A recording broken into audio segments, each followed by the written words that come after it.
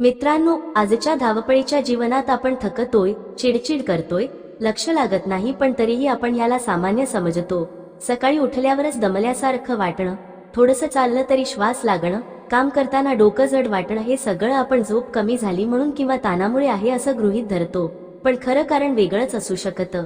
शरीरात एका अत्यंत महत्त्वाच्या जीवनसत्वाची कमतरता हळूहळू वाढत असते आणि आपण त्याकडे पूर्णपणे दुर्लक्ष करत असतो. हे जीवनसत्व म्हणजे विटॅमिन बी12, जे तुमच्या रक्तापासून ते मेंदूपर्यंत प्रत्येक प्रक्रियेत सामील असतं. सगळ्यात धक्कादायक गोष्ट म्हणजे बी12ची कमतरता अचानक दिसत नाही, ती हळूहळू वाढते.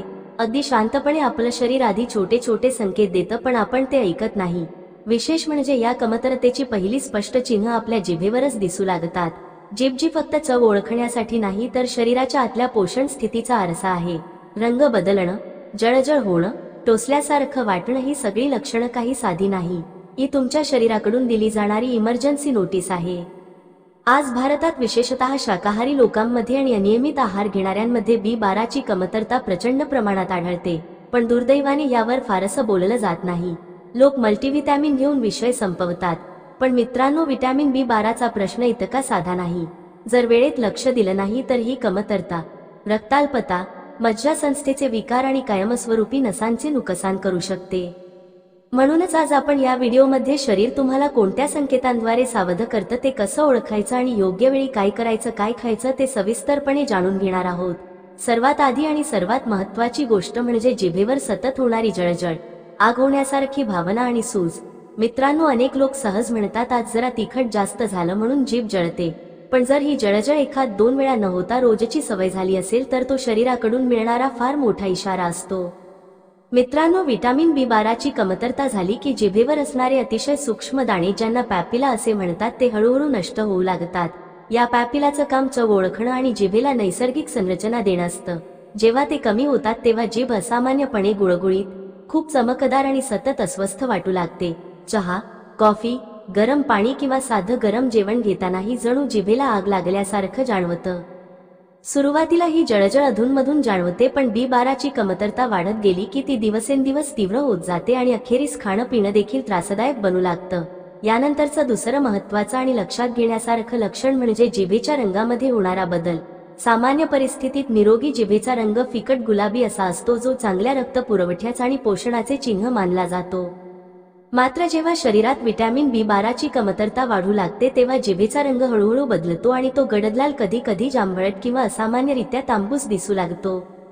आरशात पाहिल्यावर जर तुम्हाला वाटत असेल की जीभ नेहमीपेक्षा खूपच लाल दिसते किंवा तिचा रंग विचित्र भासत आहे, तर ते अजिबात दुर्लक्ष करण्यासारखं नाही. हा रंगबदल म्हणजे जिभेमध्ये आतून चालू असलेल्या इन्फ्लमेशन प्रक्रियेचे लक्षण असतं. बरेच लोक याला एलर्जी, तिखट, तेलकट अन्न किंवा उष्ण पदार्थांचं कारण समजून दुर्लक्ष करू लागतात. पण प्रत्यक्षात यामागे रक्तनिर्मितीतील बिघाड, ऑक्सिजनचा अपुरा पुरवठा आणि पेशींना मिळणार अपूर्ण पोषण ही मूळ कारणं असतात. तिसरं महत्त्वाचं कारण म्हणजे वारंवार तोंड येणं, छाले पडणं आणि ते सहज बरे न होणं. एखाद्या महिन्यातून कधीतरी तोंड येणं ही साधी गोष्ट असू शकते, पण जर वारंवार तोंड येत असेल, छोटे छोटे फोड पडत असतील, खूप वेदना होत असतील आणि बरे व्हायला जास्त दिवस लागत असतील, तर तो स्पष्टपणे बी12च्या कमतरतेचा इशारा असू शकतो. कारण विटॅमिन बी12 हे नवीन पेशी तयार करण्यासाठी, जखमा भरून येण्यासाठी आणि जुन्या पेशींची दुरुस्ती करण्यासाठी अत्यावश्यक असतं. जेव्हा हे जीवनसत्व शरीरात कमी पडतं, तेव्हा तोंडातील आणि जिभेवरील नाजूक त्वचा स्वतःला वेळेवर सावरू शकत नाही. परिणामी लहान फोड मोठे वाटू लागतात, जळजळ वाढते, खाणं बोलणं ही त्रासदायक होतं आणि साधी दुखापत सुद्धा दीर्घकाळ टिकून राहते. मित्रांनो, या सगळ्या लक्षणांकडे फक्त तोंड आलंय, तिखट लागलंय किंवा हवामानामुळे असेल म्हणून दुर्लक्ष करणं खूपच धोकादायक ठरू शकतं. कारण जीभ आणि तोंड ही शरीराची अशी जागा आहे जिथे आतल्या पोषण तुटीची पहिली चिन्ह स्पष्टपणे दिसून येतात. जिभेची जळजळ, रंगबदल, गुळगुळीतपणा आणि वारंवार तोंड येणं ही सगळी लक्षणं वेगवेगळी वाटत असली तरी त्यामागचं मूळ कारण अनेकदा एकच असतं. विटॅमिन बी12ची कमतरता वेळेत लक्ष दिलं नाही तर ही कमतरता पुढे थकवा, चक्कर, अशक्तपणा, स्मरणशक्ती कमी होणं आणि मज्जासंस्थेवर परिणाम अशी गंभीर रूप घेऊ शकते.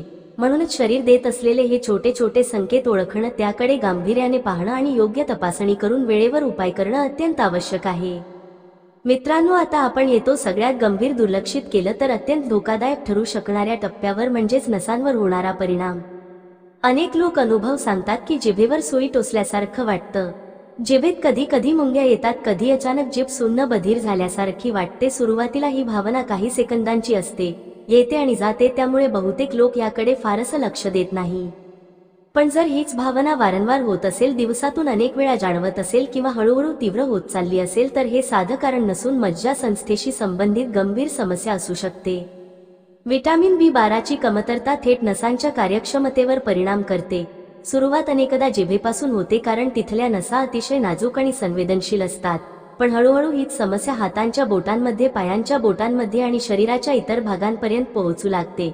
विटामिन बी12 हे फक्त रक्तासाठी नाही, तर नसांच्या भोवती असलेल्या संरक्षणात्मक आवरणासाठी, ज्याला मायलिन शीथ असे म्हणतात, अत्यंत आवश्यक असतं.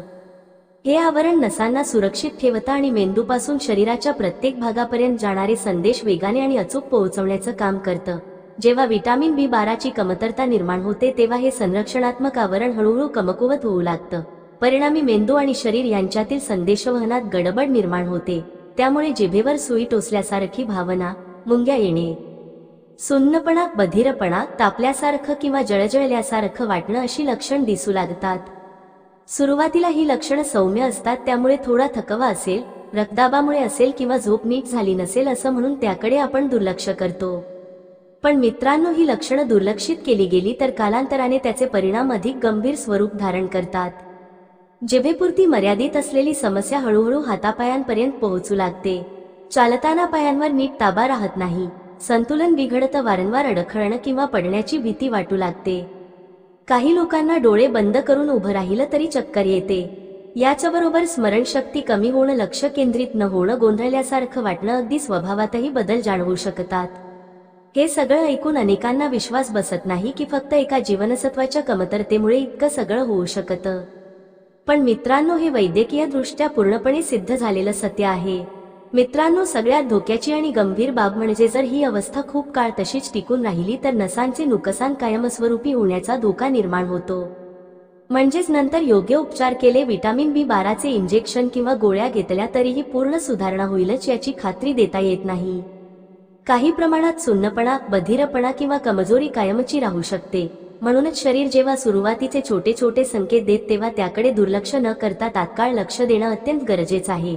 जिभेवर सुई टोचल्यासारखी भावना, मुंग्या येणं किंवा बधिरपणा ही हलकी तात्पुरती समस्या नाही, तर पुढे येऊ शकणाऱ्या मोठ्या संकटाची ही एक पहिली घंटा आहे. आणि ती वेळेत ओळखणंच खऱ्या अर्थाने शहाणपणाचे लक्षण आहे. मित्रांनो, आता सर्वात महत्त्वाचा प्रश्न उभा राहतो की ही विटॅमिन बी12ची कमतरता नेमकी कशी भरून काढायची.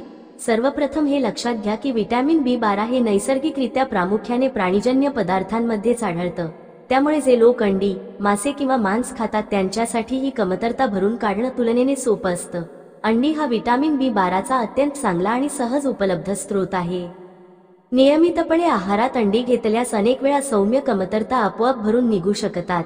त्याच्याप्रमाणे मासे, चिकन आणि मटण हे बी12ने समृद्ध असल्यामुळे शरीराला आवश्यक ते पोषण मिळायला मदत मिळते. याच सोबतच दूध, दही, पनीर, चीज यांसारखे दुग्धजन्य पदार्थ देखील विटॅमिन बी12चा चांगला स्रोत मानले जातात. विशेषतः ग्रामीण भागात मिळणार देशी गाईच दूध, त्याच दही किंवा ताक हे पचनास हलकं आणि पोषण मूल्यांनी समृद्ध असतं. त्यामुळे ते नियमितपणे घेतल्यास शरीराला फायदा होऊ शकतो. मात्र जे लोक पूर्णपणे शाकाहारी आहेत त्यांच्यासाठी बी12ची कमतरता हा अधिक संवेदनशील आणि लक्ष देण्याजोगा विषय ठरतो. कारण वनस्पतीजन्य अन्नामध्ये नैसर्गिकरित्या विटॅमिन बी12चं प्रमाण फारच कमी किंवा जवळजवळ नसतंच. तेव्हा मित्रांनो, अशा परिस्थितीत फोर्टिफाईड पदार्थांचे महत्त्व खूप वाढतं. फोर्टिफाईड म्हणजे असे अन्नपदार्थ ज्यामध्ये मुद्दाम विटॅमिन बी12 मिसळलेलं असतं. उदाहरणार्थ फर्टिफाईड सोया मिल्क, बदाम मिल्क, ओट मिल्क, काही प्रकारची नाश्त्याची धान्य तसेच न्यूट्रिशनल ईस्ट हे शाकाहारी लोकांसाठी चांगले पर्याय ठरू शकतात. मात्र इथे एक महत्त्वाची गोष्ट लक्षात ठेवावी लागते. फक्त नाव ऐकून किंवा जाहिरात पाहून पदार्थ निवडू नका. प्रत्येक वेळी पॅकेटवरील लेबल वाचून त्यात प्रत्यक्षात विटॅमिन बी12 किती प्रमाणात आहे हे तपासणं अत्यंत आवश्यक आहे. कारण सगळेच फोर्टिफाईड पदार्थ सारख्या प्रमाणात उपयुक्त असतातच असं नाही. यासोबतच सगळ्यात महत्त्वाची आणि दुर्लक्षित केली जाणारी गोष्ट म्हणजे स्वतःहून अंदाज बांधणं टाळावं. अनेक लोकांना असं वाटतं की थकवा आहे म्हणजे विटॅमिन बी12 कमी असेल किंवा जीभ जळते म्हणजे नक्कीच विटॅमिनची कमतरता आहे असे समजून ते थेट सप्लिमेंट्स घेऊ लागतात. पण हे नेहमी योग्य ठरतच असं नाही. योग्य मार्ग म्हणजे रक्त तपासणी करून विटामिन B12ची अचूक पातळी जाणून घेणं. साध्या रक्त तपासणीतून ही माहिती सहजपणे मिळू शकते. त्यानुसार डॉक्टर परिस्थिती पाहून आहारातील बदल सुचवू शकतात किंवा गरज असेल तर गोळ्या, सिरप किंवा काही वेळा इंजेक्शन देण्याचा सल्ला देऊ शकतात. काही लोकांमध्ये B12 शोषणाची समस्या असते, त्यामुळे भरपूर आहार असूनही कमतरता भरून निघत नाही. तेव्हा अशा वेळी फक्त आहारावर अवलंबून राहणं पुरेसं ठरत नाही. मित्रांनो, सकारात्मक बाब म्हणजे योग्य वेळी लक्ष दिलं तर विटामिन B12ची कमतरता पूर्णपणे नियंत्रित करता येते आणि तिच्यामुळे होणारे गंभीर परिणाम टाळता येऊ शकतात. शरीर आपल्याशी सतत संवाद साधत असतं, फक्त आपण तो ऐकायला हवा. विशेषतः जीभ, तोंड, हातापायांमधील मुंग्या, थकवा, चक्कर येणं यांसारखे संकेत हे शरीराचं मदतीसाठीच आवाहन असतं. जर आपण वेळेत हे संकेत ओळखले, तपासणी करून घेतली आणि योग्य उपाय केले तर पुढे होऊ शकणार मोठं नुकसान सहज टाळता येऊ शकतं. म्हणून नंतर पाहू, आपोआप बरं होईल असा विचार न करता आजच आपल्या आहाराकडे, शरीराच्या संकेतांकडे आणि आरोग्याकडे गांभीर्याने पाहणं हाच खरा शहाणपणाचा मार्ग आहे. मित्रांनो, आशा करते की ही माहिती तुम्हाला उपयुक्त वाटली असणार. अशाच प्रकारच्या आरोग्यवर्धक कंटेंट करिता आपल्या YouTube चॅनलला सबस्क्राईब करून बेल आयकॉनला नक्की प्रेस करा. भेटूया पुन्हा एका नव्या व्हिडिओसह.